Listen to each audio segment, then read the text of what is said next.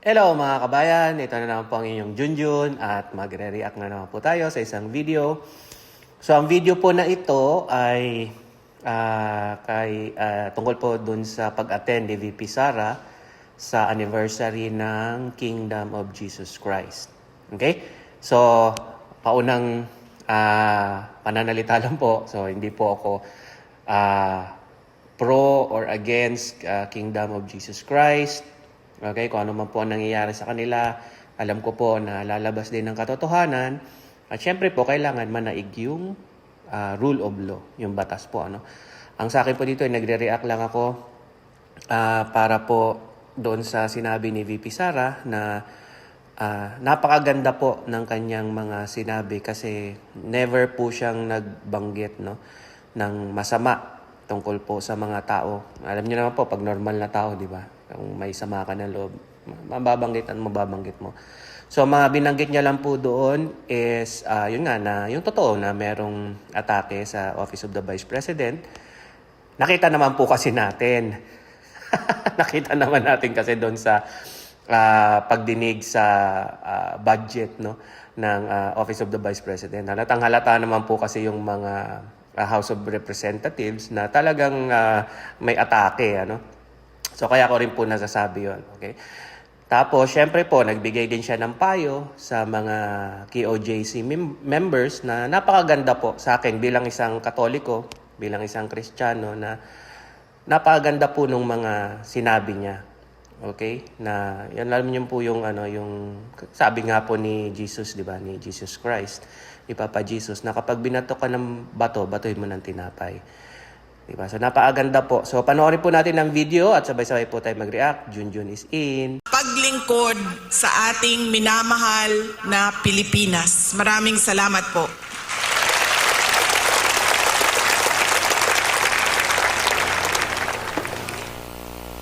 Nasabi ko na po,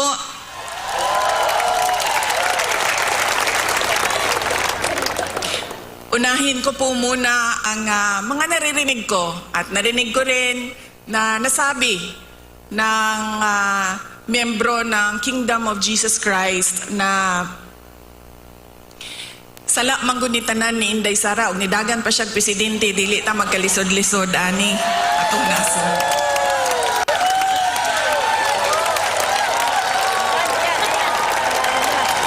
In another forum, I will thoroughly explain myself kung bakit ganon ang nangyari at ganon ang desisyon ko.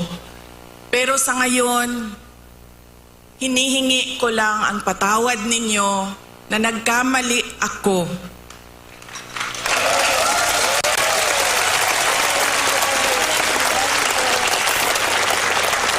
Nagkamali ako sa paghingi ng tulong at suporta niyo para kay Pangulong Bongbong Marcos.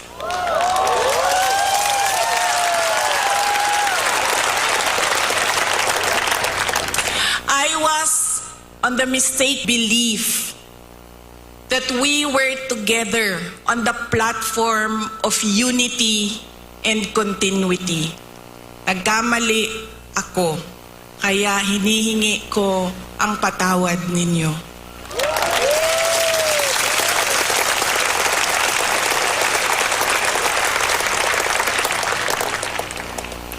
You know, this has been going on for 9 days. Ang assault sa inyong Kingdom Nation. At I could not come earlier dahil meron ding atake sa opisina ng pangalawang Pangulo. At hindi ko maiwanan ang aking mga kasamahan doon sa Office of the Vice President. But always remember na wala man ako lagi sa mga masasayang araw ninyo, pero nandito ako lagi sa inyong kalungkutan. I will always be with you in your darkness. Bago ako pumunta dito, doon sa Manila, sinabihan ako, huwag kang lumapit sa KOJC dahil talo ka dyan. Kalaban mo administrasyon, kalaban mo dayuhan na superpower. Sabi ko sa taong nagsabi sa akin noon, walang contest, hindi ako matatalo. Walang kompetisyon. Bakit ako matatalo?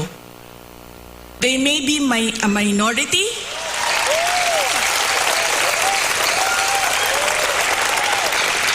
They may only be 8 million around the world. Sabihin na natin na 6 million lang doon ang Pilipino, pero Pilipino pa rin sila.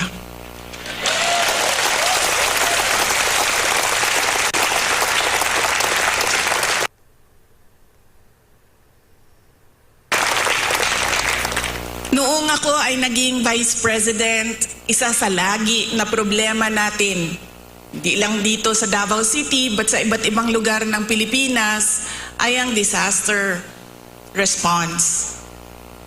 So nung ako ay umupo, in-institutionalize namin ang Disaster Operations Center ng Office of the Vice President.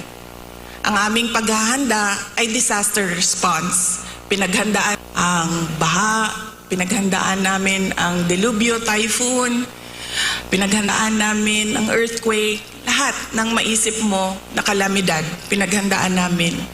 Pero nasabi ko doon sa mga kasamahan ko sa Office of the Vice President, we have not prepared for a crisis such as the kingdom of Jesus Christ. So anong sabi ng libro natin dyan sa Disaster Operations Center? Ano ang dapat nating gawin sa krisis at disaster na ito? Lahat sila walang masagot. Kahit ako matagal, ako nag-isip kung ano ba ang response namin. Because this is a crisis. It is a disaster. And ano dapat ang tugon ng Office of the Vice President? At isa lang ang naisip ko. Sabi ko, as Vice President and as a Dabawenyo, I will be there to comfort them.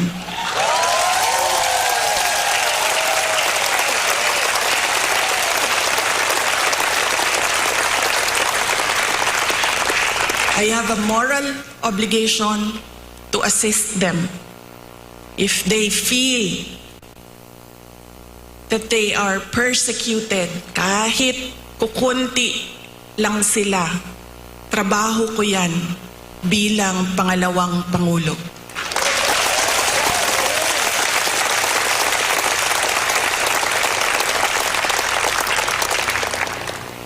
Doon din sa amin, sa Office of the Vice President, sabi nung isang kasamahan namin, doon sa USEC namin, sabi niya, USEC, ano bang mabili ang pagkain sa sobrang mahal ng pagkain? 2 beses na lang kumakain sa isang araw. Yun ang kawawa. Sila ang dapat tulungan. Dumadami ang naghihirap sa ating bansa. Dumadami ang nahihirapan makahanap ng regular na trabaho. Sila ang totoong kawawa at kailangan ng tulong natin.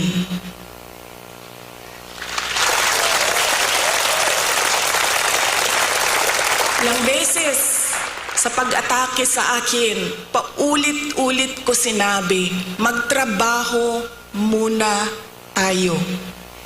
Because we owe it to our countrymen, big stage, in front of everybody, na we will do something for our country. Paulit-ulit yan noong 1 taon. Hanggang ngayon, sinasabi ko, magtrabaho muna tayo. Mas maraming nangangailangan ng tulong kaysa mas interesado sa politika.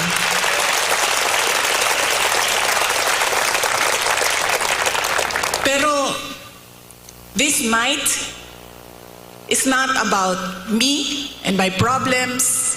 Hindi ako kawawa. Mas kawawa ang mga kaibigan natin na natutulog sa politika.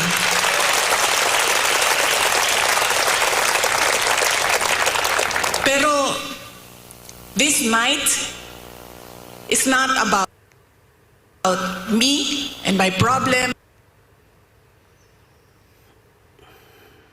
Tandaan ninyo, hindi kayo kawawa.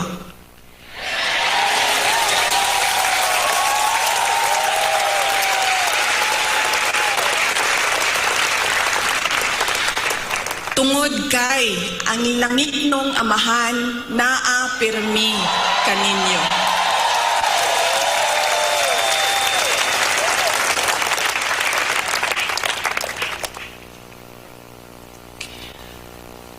Noong isang araw, kausap ko yung SMNI president. Sabi ko sa kanya, "Sir, bigyan mo ako ng update sa mga tao." Sabi niya sa akin, 3,000 ka pulis, 4,000 ka pulis, 5,000 ka pulis, ilang gipadala dinhi sa Kingdom Nation.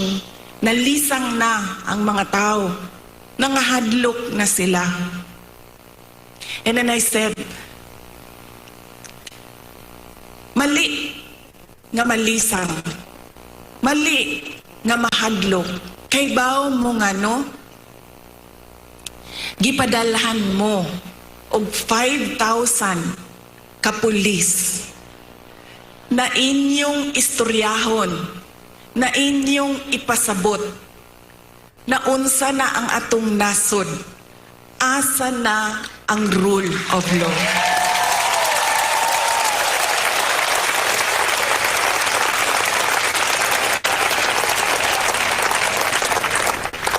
Gipadala sila dinhi para hadlokon mo. Gipadala mo sa Ginoo para pasabton sila.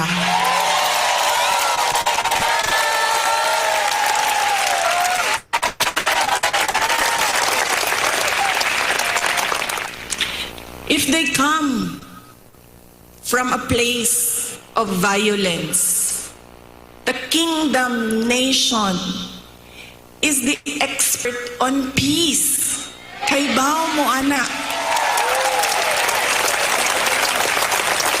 Dabaweños are peace-loving Filipinos. And in fact, dili lang Dabaweños, because the Kingdom Nation citizens can be found all over the country and around the world.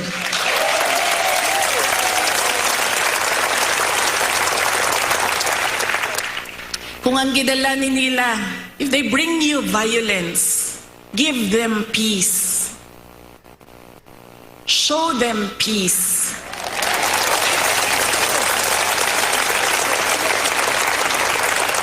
Make them understand that this is not about me and you.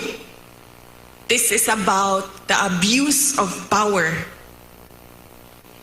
and the assault on the freedom of religion. So ayan po, sa bahagi po ito ng video, no, pinakagusto ko pong sinabi dito ni VP Sara na kapag kayo po ay naharap sa mga ganitong klaseng pagsubok, so kailangan po yung faith natin kay Lord ay nandun pa din, syempre, di ba? Tapos pinadalhan sila ng napakaraming pulis, okay? 3,000 to 5,000 na mga pulis. So ang sabi ni VP Sara dito is, na nagustuhan ko talaga is, wag niyo silang parang isipin na kalaban or kaaway. Tumingin kayo sa isa pang side o isang bahagi ng story na itong 3,000 to 5,000 na mga pulis ay pwede nyo silang kausapin na bigyan ng magagandang salita na galing sa Biblia. Okay? Na galing sa Biblia at paunawa sa kanila ang magandang salita ng Panginoon.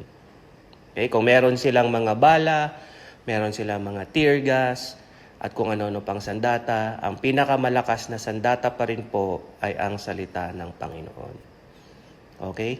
Sa lahat po sa atin, na yung nga po, nagsisimba, na naniniwala sa Panginoon, yun talaga po ang pinakamalakas.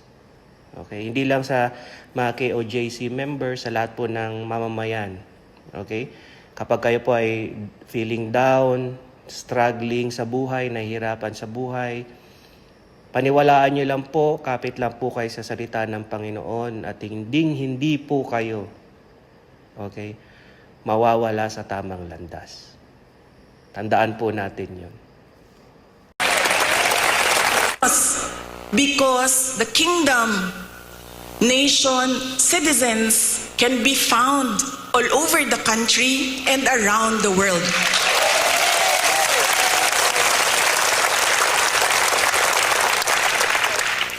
Kung ang gidalanin nila, if they bring you violence, give them peace. Show them peace.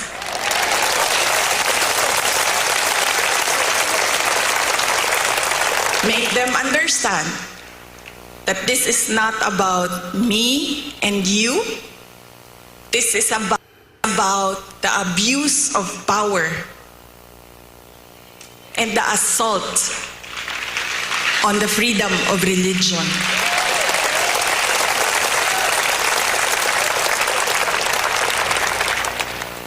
Violence, you have peace. Bullets and tear gas, what do you have? You have the words of the Almighty God.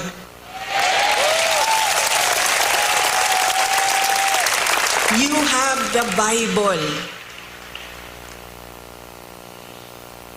Padalhan mo nila og bala, tirahon mo og tear gas.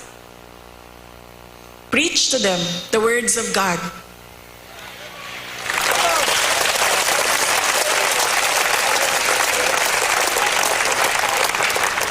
Pangtulo, if they come from the evils of Satan, what do you have? You have the goodness of the Lord Jesus Christ.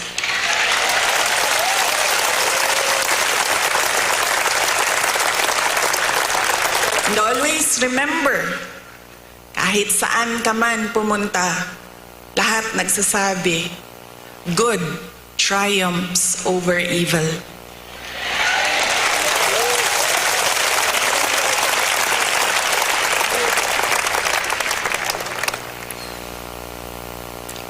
Ang ako ang lola sa mother's side, maternal grandmother nako, buhi pa siya karon, kaluoy sa Ginoo. She's blessed with a very long life. She's in her 90s.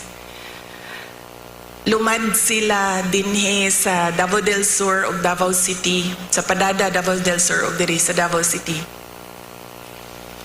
Ang iyahang trabaho is magmaligya og kaniadtong panahon, mga 1960s, 1970s, mamaligya og mga PX goods. Anang mga murag ukay-ukay kung ginatawag nato karon. Onya, mamaligya og mga lain-lain klaseng dry goods. Nakaadto siya og baklaran, na maligya siya og mga sandals, nga mo ang ginabaligya kaniadto. Saya ako nakakaton og kanang dili magulat nga naay customer, kundi tawagon nimo dapat ang customer, pasudlon nimo sa imong tindahan. Doon na siya'y pulong sa ako tong batanon pa ko. Kay bawo mo, diri manggod sa atoa sa Pilipinas, when you are outspoken, when you are opinionated, when you are headstrong, ang tawag sa imuha maldita. I feel that it is wrong, pero somehow, siguro sa ato ang mga Pilipino, na kung mutubag ka sa mga elders, tawagong kag maldita. So, tung batanon pa ko, ang ako ang lula, mag-istorya, mga saba tingali, unya, mutubag ko, mingon dayon na ang ako ang lula, maghinay-hinay ka, Inday, kay ang gaba sa motong kaganina, I know, dili gyud ko makasulti when our preacher said, love your enemy. Aga-ana lang yun ko.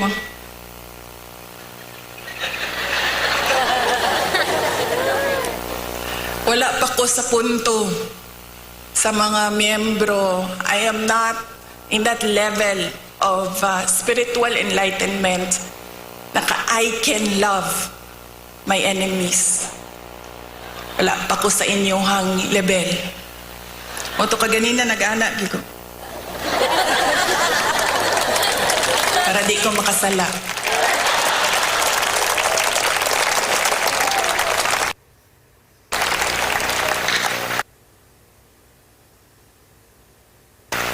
But you know, para sa ako dili man ako sila mamahal. I cannot bring myself to love them. Pero ang akong verse, pulong para kanila mao ang gaba sa Ginoo, di yun magsaba.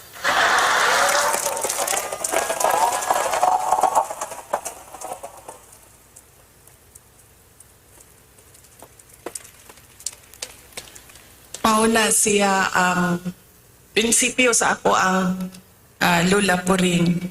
And God will take care of you all the more because kamo, you can love your enemies, you can forgive.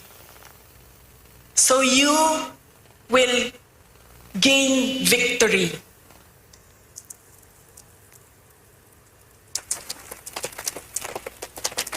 God will be there, will always be behind you, around you, above you, underneath you, to cradle you, to shelter you. Because you know His power over all of us.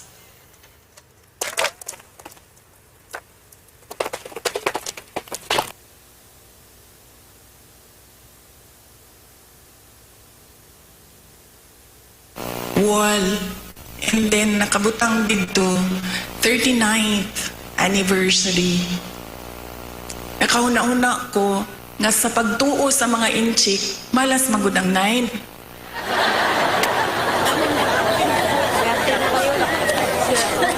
Muto na kaanak ko, siguro sundon na to. Wala may mawala sa to Kung sundo na to ang tinuuan sa mga inchik, nga dili gyud ka mag-celebrate og 9. So this is our 40th anniversary. And mamalakpak ta para sa 40 years.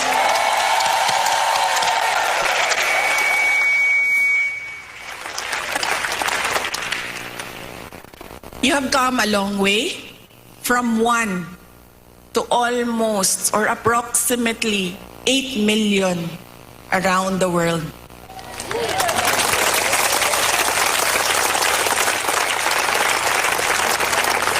You have overcome challenges, and every challenge made you stronger, made you more united, and we can see that now. There is another challenge before you, pero naagihapon mo sa ngalan sa Ginoo.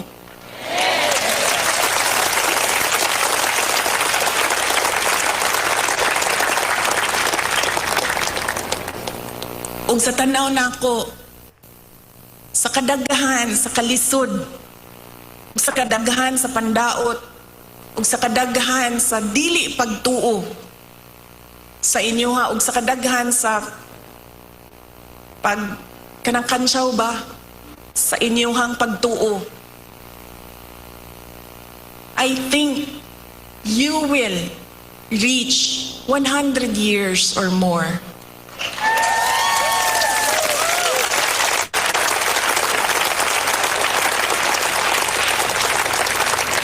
Magpadayon ug magpadayon mo basta ang inyong pagsalig ug pagtuo hugot dinha sa Ginoo.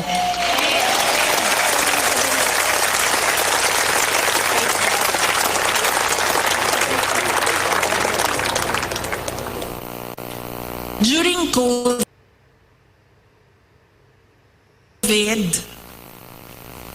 it was a experience as mayor.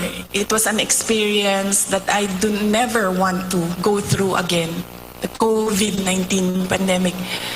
Dili na ko ma-explain sa inyo ang kalisod atong panahon na to. Nga dunay mga gipangayo sa imuha nga COVID-19 response pero walay budget ang syudad para punduhan ang mga projects para sa COVID-19 response. Daghan kaayo TTMF, PPEs, suporta sa mga frontliners, health workers. Dili na ko gusto mo sa bato. Pero doon ako'y mensahe sa mga Dabawenyo, maupod ang mensahe nako sa inyo karon dili lang sa mga naadinhi sa Davao City, kundi sa tanan nga miyembro sa Kingdom of Jesus Christ. And that is, we will not break.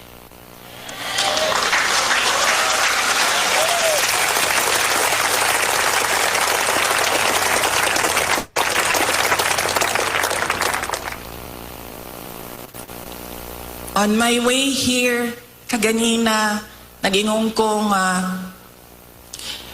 I will leave you with a verse.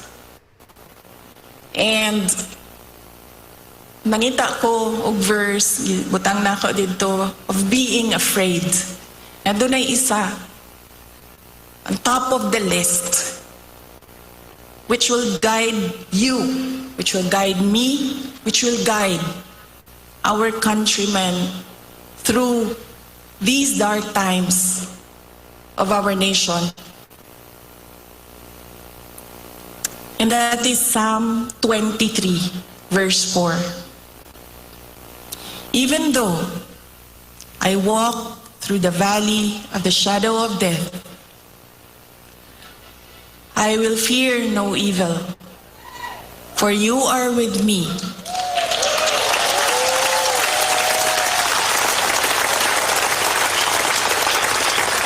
Your rod and your staff, they comfort me.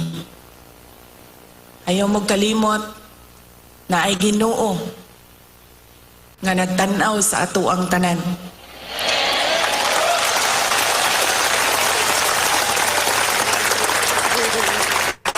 Og ang iyahang gaba, dili magsaba.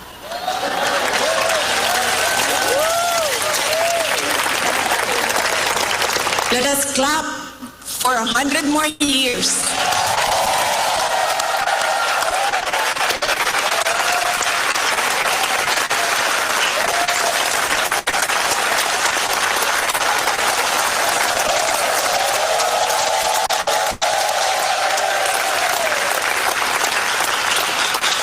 Ulitin ko ang aking kasiyahan na makasama ko kayo sa inyong 40th anniversary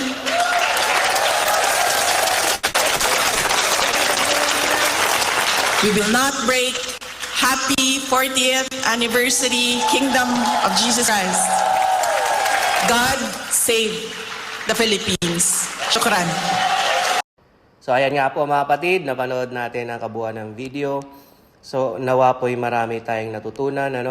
Saludo po ako sa inyo, Vice President Sara Duterte. Maraming salamat po sa inyong mga salita.